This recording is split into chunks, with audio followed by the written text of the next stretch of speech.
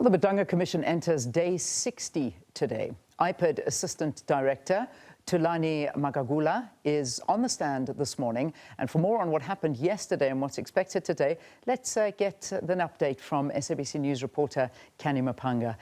Canny, we're so grateful you were there. I think there's just so much to concentrate on, State of the Nation being one of them, but your eyes firmly on what's happening on the Commission, which, by the way, of course, was also a focal point for the President's Sona yesterday. But let's get the latest from you. Indeed. Good morning to you, Leanne, and to the viewers at home. The nation is currently getting an understanding or insight into the intricacies and challenges accompanying the murder case of Emmanuel Mbense. We're hearing from Nomsa Masuku, that is the investigator on the matter, how a case that started in 2022 is still stagnant at this stage, with no arrests and no prosecutions in sight, in light of the background that currently the case has gone from 12 suspects to now 8, and all 4 that have been lost in this investigation have been lost due to shootings in a matter that is being described as highly dangerous and involved significant risk.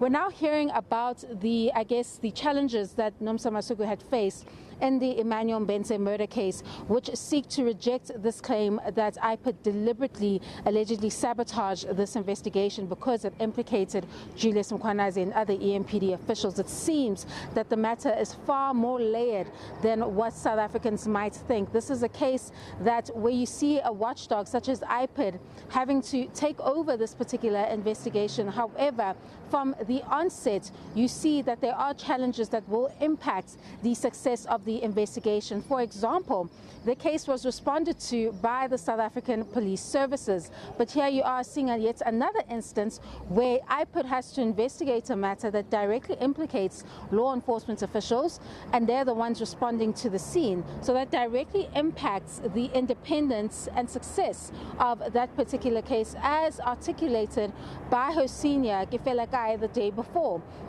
That they're dealing with minimal resources, a high demand, a particular region that is starting to show trends of being quite problematic in terms of crime and the proliferation of drugs, etc. in the Ekurhuleni region.